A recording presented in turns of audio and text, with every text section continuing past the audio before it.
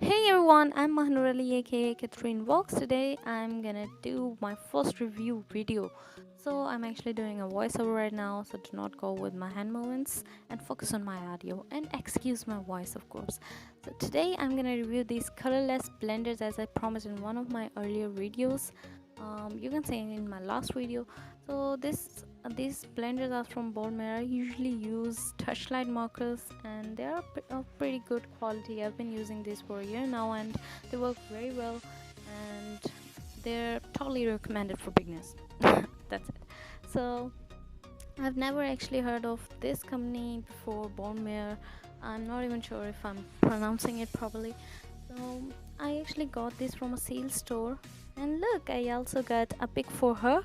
It's a beautiful pen with an engraved design on its tip, on its body, and look at it. It just looks gorgeous. I really liked it, so I got it. So these markers, let's get to them now. I got this in a pretty cheap amount. I paid only 30 Pakistani rupees for them. That makes up almost half a dollar. So I'm not even sure about it. So these markers, they have a bullet tip, a bullet nib on one side and a chisel one on the other side. So let's try out these. I've seen artists using these blenders in many different ways. So I've noticed that most of them use these in three ways. So I'm gonna use two shades, a darker one and a lighter one, and I'm gonna use these blenders over the colors, so to make the shades blend with each other. That's the main purpose of a blender actually. So let me first get myself also for trying out these blenders. I'm actually not sure what's gonna happen in this video. I do not remember well what I did. I'm just doing a voiceover as I told you earlier. So I'm actually gonna add, in my first trial, I'm gonna add a layer of blender first, and while it's still wet, not dry, it's still wet, I'm gonna add the darker shade on it. There we go. And then I'll add the lighter shade, and I will do that vertically and horizontally as well, so the colors remain even, or they give an even texture. In my second trial, so in my first trial I also re-added the blender, another layer of blender. So that's what most artists do actually, so the colors would get blended properly, and it took a lot of blender. This method takes a lot of blender. So in my second trial I'm gonna add the lighter shade first. There we go. And then I'll add a bit of blender on the edge where I actually want my colors to merge into each other. Excuse me. I have a sore throat, I guess.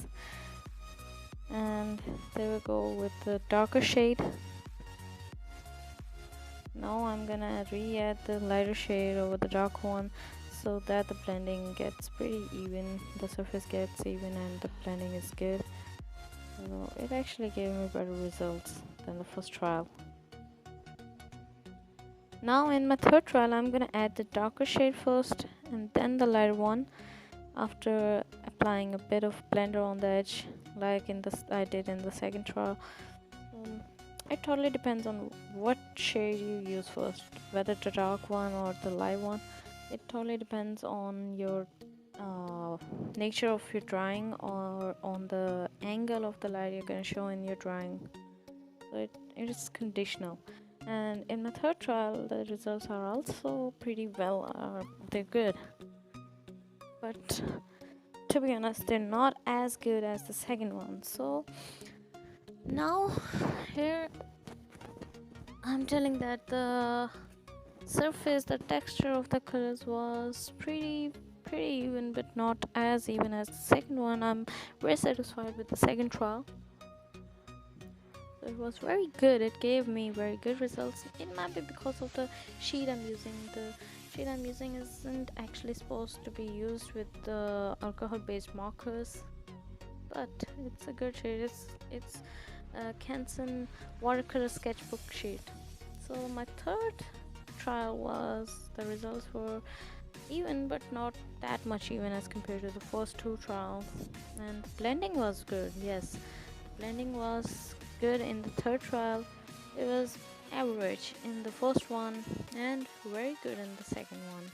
So in the second two trials I used little amount of blender as compared to the first one. Of course there's a big difference, and when we check out the bleeding, you can see that in first trial the bleeding was very well. I mean, it was really not much as compared to the other two trials. So I think here it's because of the sheet or the surface I'm using, the texture of the paper. We're not actually supposed to use alcohol based markers on these shades because they soak up the ink, and you'll run out of ink very fast. So here now I'm writing that the first trial used a lot of blender, and the second one and the third one used a little amount of blender as compared to the first one, as I told you earlier. So it's actually a voiceover, so I might repeat things that I've already said because I am really not sure what's gonna happen in this video. So that's all for the review, I guess actually. Okay, I guess yes, that's actually it. So I'm done with the review.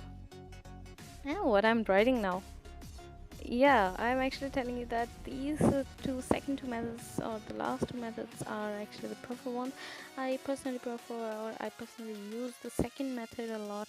I always go for the darker shade later. So if you like this video, give it a big thumbs up and do not forget to hit the subscribe button below.